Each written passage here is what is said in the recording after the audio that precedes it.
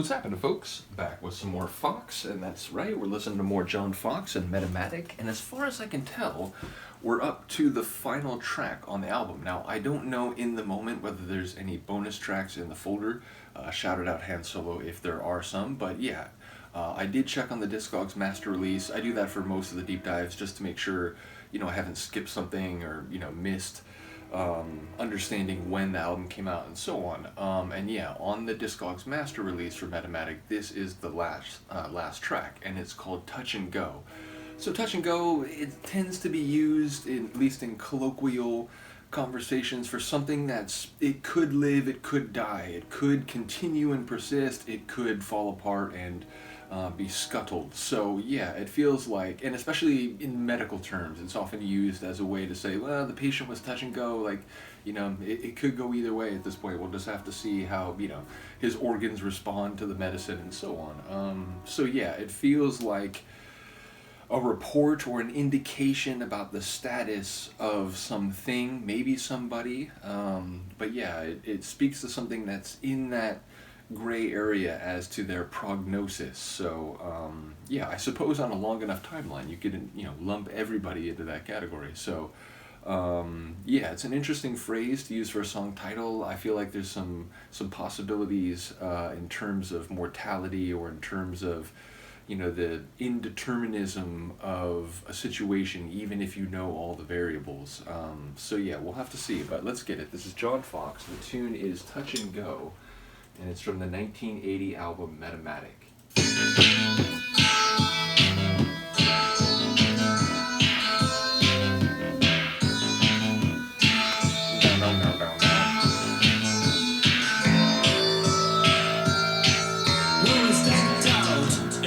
It's got the high-low thing going on.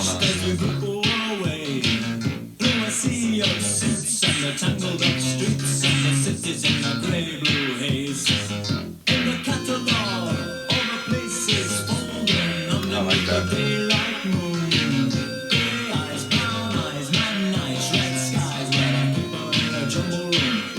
His tunes have a lot of lyrics.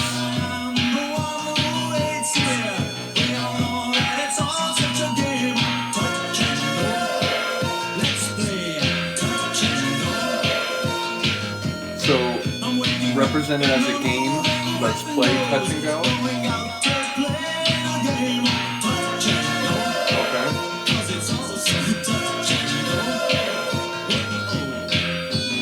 Is that the game of life? But again, this almost celestial, high plucked, or it doesn't sound like a harp, but it sounds plucked. And we're sitting in the shaky liquor, gliding over to a girl with a broken nose.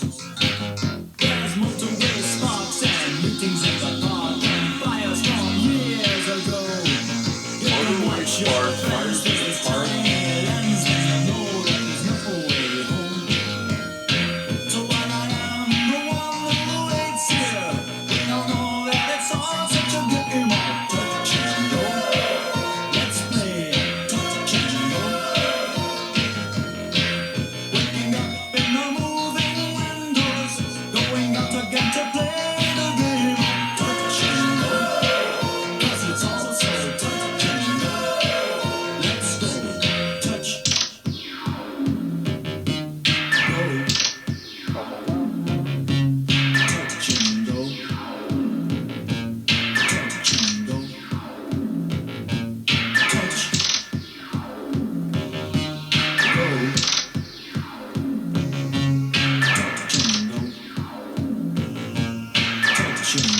Bird chirps. Laserish.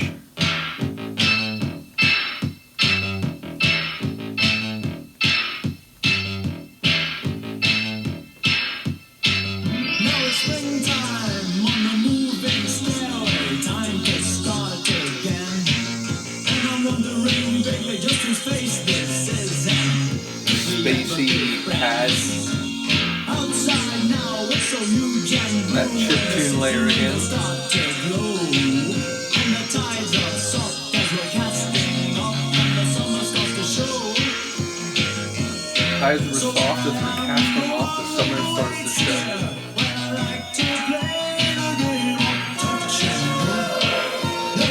There's like different scenes, different chapters. I'm waking up in the moving windows, going out again to play the games of touch and go. 'Cause it's all so touch and go. So let's go.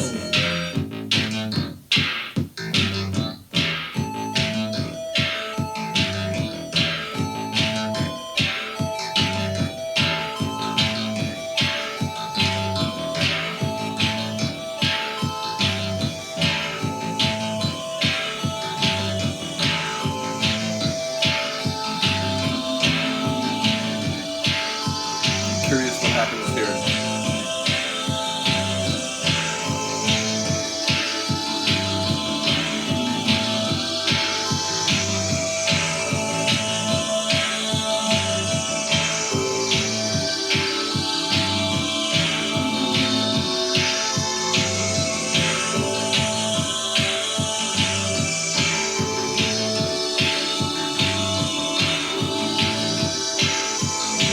This part extended for longer than I expected, but that's not a complaint. I'm enjoying it.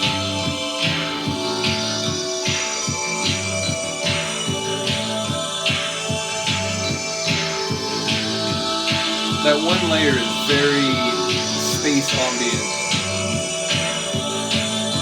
You could just hear Carl Sagan's voice coming in. The cosmos is all we know. But still with that gnarled bass groove way below everything else.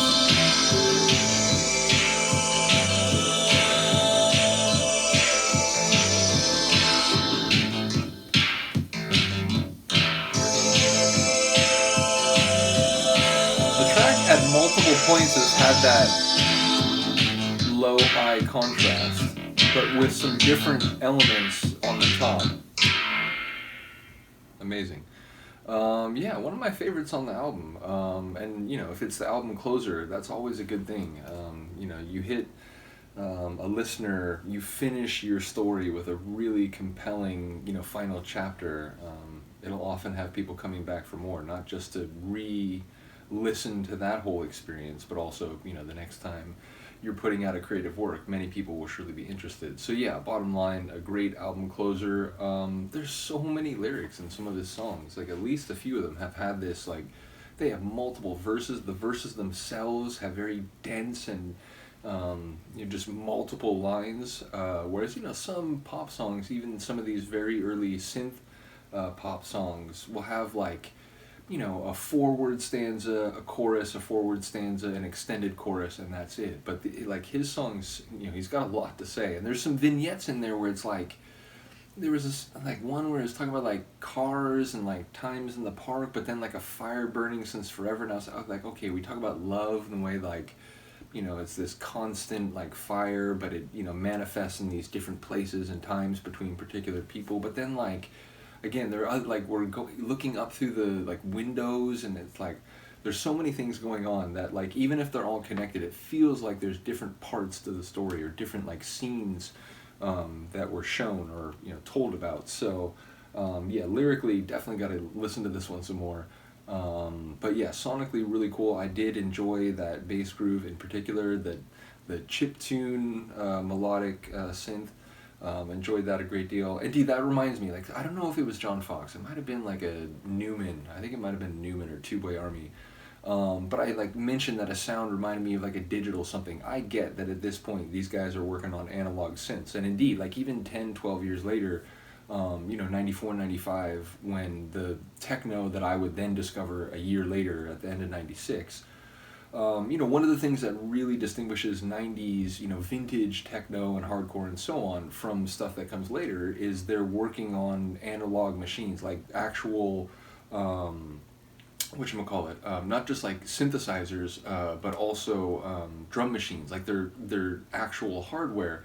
And then you get post-2000, and in many cases, and you know, it's not even necessarily a bad thing, but yeah, like you can just tell the difference that a lot of them use like software and, you know, things that are not the old school hardware. And so like I completely appreciate that, digital is not technically the right word, but I did want to stipulate, if I do end up saying like something like that again, in relation to Newman or John Foxx and so on, it's like just kind of the way my brain understands the sound. But I am well aware and appreciate the point that they are on analog hardware, and this is not like digital software programs and so on. Nevertheless, yeah, I really did enjoy that bass groove at the bottom of the track, which is basically the spinal cord. It was the column. It was the ceaseless energy and toil of the tune, while there were some different things happening at the top, and then again that long instrumental outro that took me a little by surprise. I felt like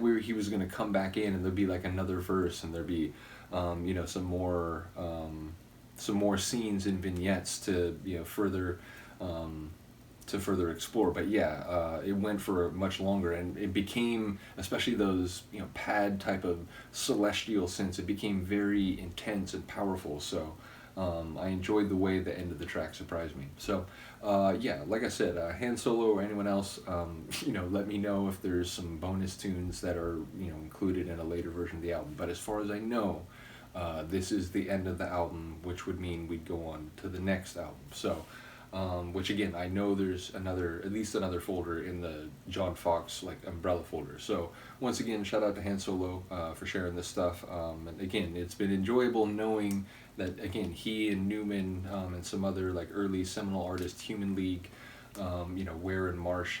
That they influenced other synth acts that in the next couple years, perhaps made it to more prominent, like household name type of fame. So, in any case, yeah, this is a really cool album ender. Let me know if you agree. I will see you next time. Peace.